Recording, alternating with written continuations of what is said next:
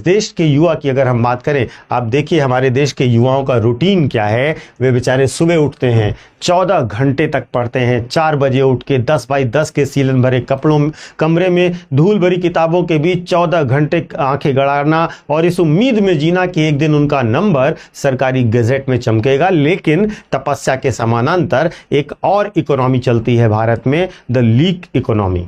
NEET का leak अभी आपने देखा होगा। आइए पिछले कुछ सालों के राष्ट्रीय और प्रांतीय घोटालों का एक ऑर्डर समझिए तो आपको आइडिया लगेगा। नीट यूजी स्कैम, जिसने देश के सबसे प्रतिष्ठित चिकित्सा परीक्षा की साख को वैश्विक स्तर पर मटियामेट किया है। यूपी पुलिस की भर्ती परीक्षा, जहां लगभग 60,000 पदों के लिए 48 लाख से ज्यादा युवाओं ने फॉर्म भरा और परीक्षा लीक के कारण पेपर रद्द कर दिया गया।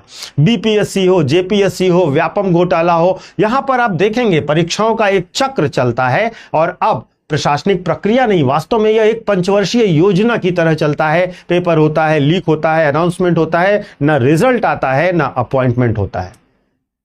यह कोई प्रशासनिक चूक नहीं है, यह एक इंस्टीट्यूशनलाइज्ड ऑर्गेनाइज्ड क्राइम है, एक तरीके से संस्थागत संगठित अपराध है। भारत में कोचिंग इंडस्ट्री और एग्जाम कंडक्ट कराने वाली एजेंसियां, प्राइवेट एजेंसियां मिलकर एक शैडो एजुकेशन सिस्टम चला रही हैं जिसका टर्नओवर अरबों डॉलर है। अब जब एक पेपर लीक होता है या परीक्षा रद्द होती है तो व्यवस्था इसे एक तकनीकी खराबी कह करके पल्ला झाड़ लेती है, लेकिन समाजशास्त्र के नजरिए से भी इसको देखिए, यह एक गरीब और मध्यम वर्गीय परिवार की सोशल मोबिलिटी पर ब्रेक है। एक किसान अपनी आधी बीघा जमीन बेचकर या फिर मां अपने सोने के गहने गिरवी रखकर अपने बच्चे को कोटा, प्रयागराज या मुखर्जी नगर भेजती है तो वह परीक्षा नहीं दिला रही होती, वह एक ऐसे जुए के लिए बोर्ड पर दांव लगा रही होती है जिसके लिए पहले से ही सब कुछ सेट हो चुका है, पूरी व्यवस्था ही दागी है। युवाओं के इस लीक इकोनॉमी को आदी बनाया जा रहा है। युवाओं को इसके लिए भी जिम्मेदार बनाया जा रहा है कि वे कॉकरोच की तरह हर झटके के बाद दोबारा रेंगना शुरू कर दें और कोई सवाल ना पूछें। इस संकट का सबसे स्याह और डरावना पहलू वास्तव में आर्थिक है भी नहीं, मनोवैज्ञानिक है। यह साइकोलॉजिकल है।